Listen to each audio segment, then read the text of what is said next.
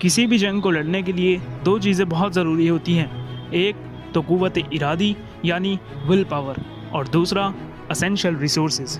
लेकिन एक चीज़ और होती है जो इन दोनों से भी ज़्यादा ज़रूरी होती है, और वो होता है द रीज़न, यानी जंग को लड़ने की वजह। उस्मानियों के पास तो इस शहर को फ़तह करने की एक नहीं बल्कि चार वजहें थीं, और वो ये थी, पहली तो ये कि इस शहर कॉन्स्टेंटिनोपल ने यानी इस शहर के शहंशाह कॉन्स्टेंटाइन 11 ने उस्मानियों के एक बागी यानी सुल्तान महमद के चचा औरहान कल्बी और उसके 400-500 साथियों को पनाह दे रखी थी, और ये बात उस्मानी किसी सूरत भी कबूल नहीं कर सकते थे।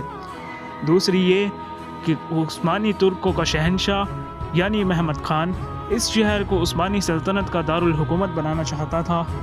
तीसरी वजह ये कि इस शहर को क्वींस ऑफ द सिटीज़ कहते थे, और इसकी ट्रेड, यहाँ से होने वाला ट्रेड बहुत ही ज़्यादा इम्पॉर्टेंट था।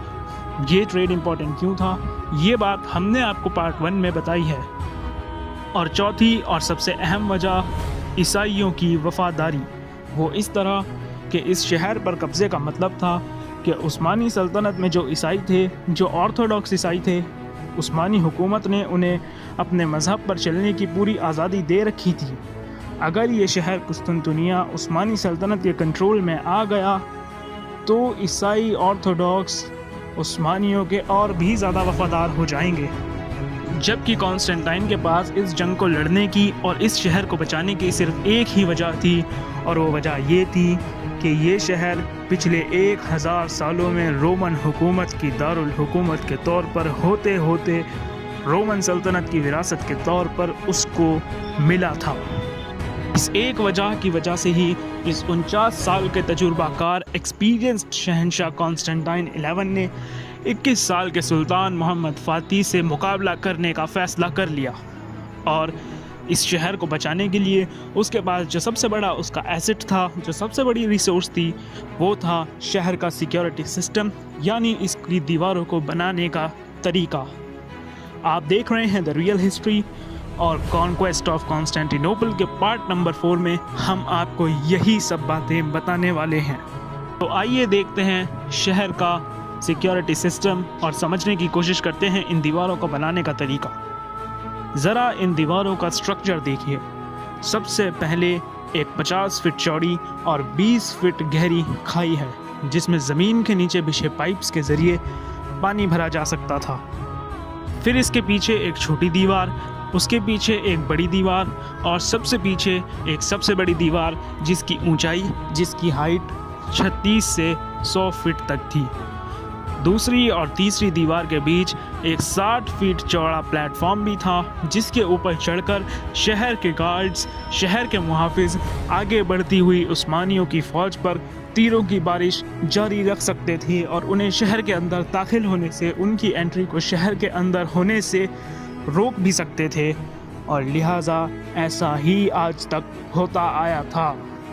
ये आखिरी और सबसे बड़ी दीवार 4 मील तक फैली हुई थी, यानी एक खाई, 2 दीवारें और उन दीवारों के ऊपर खड़े तीरों की बारिश करते हुए सिपाही। इन सब से गुजरने के बाद ही तुर्क फौज उस प्लेटफॉर्म तक चढ़ सकती थी, जहां पर वो कुस्तुनतुनिया शहर के गार्ड से 1 to 1 मुकाबला कर सके। और मुहाफिजों के पास तो सबसे बड़ी दीवार यानी तीसरी दीवार के पीछे शेल्टर लेने की ऑप्शन भी थी, यानी वो तीसरी दीवार के पीछे पनाह भी ले सकते थे। तो ये था वो ज़बरदस्त सिक्योरिटी सिस्टम, जिसको पार करते करते, जिस पर चढ़ते चढ़ते लाखों की फ़ौज यूं ही खत्म हो जाया करती थी। सिर्फ दीवार ही नहीं, शहर का पूरा स्ट्रक्चर, शहर का सारा नक्शा जंग की प्रोटेक्शन को, दुश्मनों से प्रोटेक्शन को दिमाग में रखकर ही बनाया गया था। एक बार ज़रा बाहर से दोबारा देखें। ये है शहर कॉन्स्टेंटिनोपल। इस तरफ अगर आप देखें तो सी ऑफ बोस्फोरस यानी बोस्फोरस का समुद्र, इसका जिक्र हमने पार्ट नंबर 2 में भी किया है। पीछे की तरफ सी ऑफ मार्मरा यानी इस तरफ भी समुंदर, और चौथी तरफ गोल्डन हॉर्न यानी चौथी तरफ भी पानी। 3 तरफ पानी और एक तरफ सदियों से खड़ी फातिहीन का मुंह चिढ़ाती हुई ज़बरदस्त और मजबूत दीवारें। इस शहर की यही हिस्ट्री रही थी। कोई भी फातेह, कोई भी शहंशाह इस शहर का मुहासरा करता तो उसे नाकामी ही देखकर लौटना पड़ता। लेकिन आज इस शहर की तारीख, इस शहर की हिस्ट्री अब बदलने वाली थी। हमारा किला और हमारा ईमान तारीख में आज तक किसी भी ताकत के सामने नहीं झुके, ये बात याद रखना। सुल्तान महमद आज यहाँ पर इस किले की तारीख ही तो बदलने आया है। लेकिन ज़रा ठहरिए, गोल्डन हॉर्न की तरफ का जो समुद्र था, अगर तुर्क फौज उस तरफ से घुस जाए तो शहर पर कब्जा हो सकता था। वो यूं कि शहर की इस तरफ की दीवारें कमज़ोर हो चुकी थी, लेकिन शहर के मुहाफिजों ने इसका भी हल निकाल लिया था। इसका सॉल्यूशन कुछ इस तरह किया गया कि 1453 के अप्रैल में इस कुछ 100 मीटर के समुद्र यानी बोस्फोरस पर एक 30 टन वजनी चेन लगा दी गई। जिस तरह सड़क पर बैरिकेड्स लगाकर सड़क को ब्लॉक किया जाता है, बिल्कुल उसी तरह समुद्र के बीच में 30 टन की चेन लगाकर समुद्र का रास्ता बंद कर दिया गया। ये चेन कुस्तुनतुनिया की दीवारों से लेकर गलाटा तक दोनों सिरों को जोड़ती थी। गलाटा जेनेवा की एक कॉलोनी था। हालांकि जेनेवा के कुछ सिपाही कुस्तुनतुनिया में शहर की मदद करने के लिए, यानी कुस्तुनतुनिया की तरफ से जंग लड़ने के लिए शहर में आए हुए थे, लेकिन फिर भी गलाटा जेनेवा की ही प्रॉपर्टी था और इसलिए तुर्क फौज गलाटा में घुसकर जंजीर को नहीं काट सकती थी, क्योंकि सरकारी तौर पर गलाटा जेनेवा की प्रॉपर्टी था। तुर्क फौज पानी के रास्ते से आकर भी जंजीर को नहीं काट सकती थी, क्योंकि जंजीर के पीछे इसकी सुरक्षा के लिए, इसकी प्रोटेक्शन और इसकी सिक्योरिटी के लिए कुस्तुनतुनिया के 10 ताकतवर जहाज खड़े हुए थे। अब इस जगह को देखें, यानी सी ऑफ मारमरा। गोल्डन हॉर्न के बाद यहीं से हमला हो सकता था, लेकिन यहाँ से हमला करने में परेशानी ये थी कि ये रफ़ वाटर्स का समुद्र था, यानी यहाँ के पानी में ठहराव नहीं था। यहाँ उफनती लहरों का उफनता समुद्र था और यहाँ से हमला करने में ख़तरा ये था कि जहाज़ किनारे से टकरा सकता था या किसी चट्टान से टकराकर टुकड़े टुकड़े भी हो सकता था। इसलिए ये जगह भी हमला करने के लिए सही नहीं थी। यानी 3 तरफ पानी और चौथी तरफ दुनिया की सबसे मजबूत समझा जाने वाला सिक्योरिटी सिस्टम, यानी कुस्तुनतुनिया की दीवारें।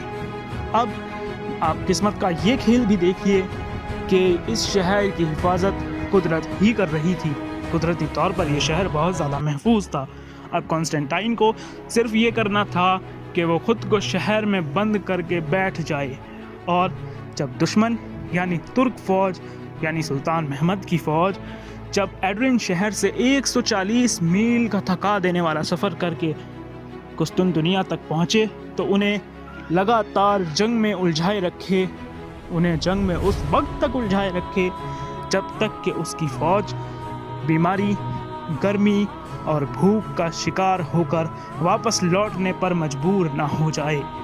यही वजह थी कि लिमिटेड रिसोर्सेज और कम फ़ौज होने के बाद भी कॉन्स्टेंटाइन जंग करने की हिम्मत कर रहा था और कॉन्फिडेंट था, और वो अपनी आवाम को पूरी उम्मीदें दे रहा था कि फ़तेह इस बार भी उन्हीं की होगी, जैसा कि आज तक होता आया था कि इतिहास में, हिस्ट्री में कोई भी इस शहर को फतेह नहीं कर पाया था। ये तो था शहर का अपना हिफाजती इंतज़ाम, यानी जो उन्होंने अपने लिए सिक्योरिटी के इंतज़ाम किए हुए थे।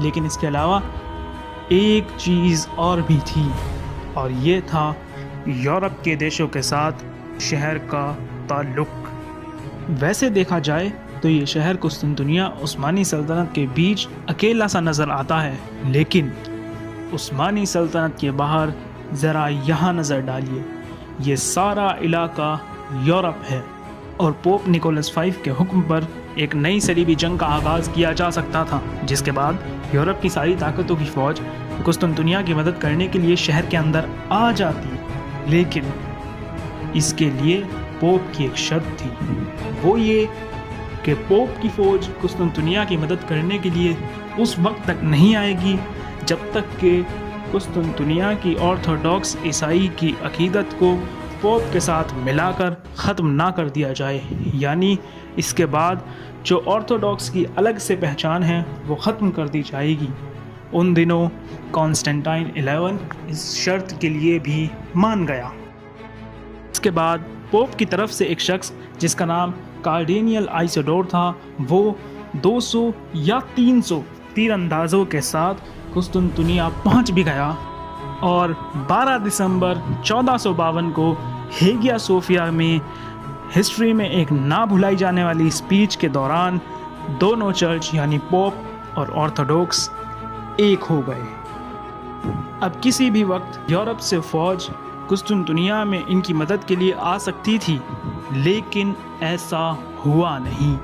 वजह इसकी ये थी कि पोप की बहुत कोशिशों के बाद भी यूरोप की कोई भी ताकत उस्मानियों से जंग करने के लिए राज़ी नहीं हुई, क्योंकि 15वीं सदी के यूरोप में यूरोप की ताकतों में, यूरोप की हुकूमतों में मज़हब के नाम पर जंगें कम होने लगी थी।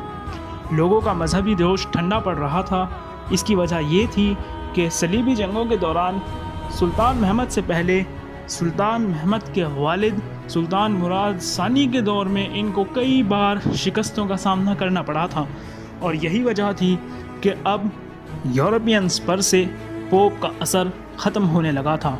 दूसरी वजह ये कि अब यूरोप के लोग मज़हब से ज़्यादा अपने पर्सनल बेनिफिट को, अपने फ़ायदे को देखते थे, और उस वक्त उस्मानी हुकूमत दुनिया की सुपर पावर थी और दुनिया में वही हैसियत रखती थी जो आज अमेरिका रखता है, और इसलिए उस्मानियों से जंग करना कोई बच्चों का खेल नहीं था। हम आपको पार्ट 2 में भी दिखा चुके हैं सुल्तान महमद ने किस तरह अपनी आसपास की ईसाई रियासतों से, यूरोप की रियासतों से अमन के मुआहदे कर लिए थे। यही नहीं, इसके ऊपर से ये कि सर्बिया जो एक ऐसी हुकूमत थी जो उस्मानी हुकूमत की दोस्त थी, 1500 के लगभग ईसाई सिपाही भी सुल्तान मोहम्मद फ़ातिह की फ़ौज के लिए भेज दिए थे। अब सुल्तान मोहम्मद फ़ातिह की फ़ौज में 1500 ईसाई सिपाही भी थे और बाकी तो अपने सिपाही थे ही। हम आपको बता दें कि उस्मानियों की फ़ौज में ईसाई भी हुआ करते थे। इसके ऊपर से 1500 सर्बियन सिपाही अलग। यानी यहाँ से हम देख सकते हैं कि सुल्तान मोहम्मद फ़ातिह ने यूरोप की ताकतों से मुआहदे करके, उनसे पीस ट्रीटीज़ करके कुस्तुनतुनिया को उनके ज़रिए से मिलने वाली मदद को रोक दिया था। लेकिन फिर भी कुस्तुनतुनिया को एक जगह से मदद मिली। ये कौन सी जगह थी और ये क्या मदद थी? ये मदद क्या सुल्तान मोहम्मद फ़ातिह की फ़ौज को रोकने के लिए काफ़ी थी? और हाँ, सुल्तान मोहम्मद फ़ातिह ने भले ही कुस्तुनतुनिया को जो यूरोप से मदद मिल सकती थी उसे रोक दिया था, लेकिन कुस्तुनतुनिया की दीवारें और इन दीवारों पर बैठे मुहाफिजों की निपटने के लिए सुल्तान की खुद क्या तैयारी थी, ये सब हम आपको बताएंगे कॉन्क्वेस्ट ऑफ कॉन्स्टेंटिनोपल के पार्ट नंबर 5 में, जिसका नोटिफिकेशन आपको मिल जाएगा क्योंकि आपने हमारे चैनल को सब्सक्राइब करके बेल आइकन को दबाया हुआ है। और अगर नहीं दबाया तो इंतज़ार किस बात का, चैनल को सब्सक्राइब कीजिए, बेल आइकन को प्रेस कीजिए और देखते रहिए रियल हिस्ट्री। और हमें कमेंट करके ये भी बताइए कि आप और कौन कौन से हिस्टोरिकल इवेंट्स या हिस्टोरिकल पर्सनैलिटीज़ के बारे में हमसे जानना चाहते हैं।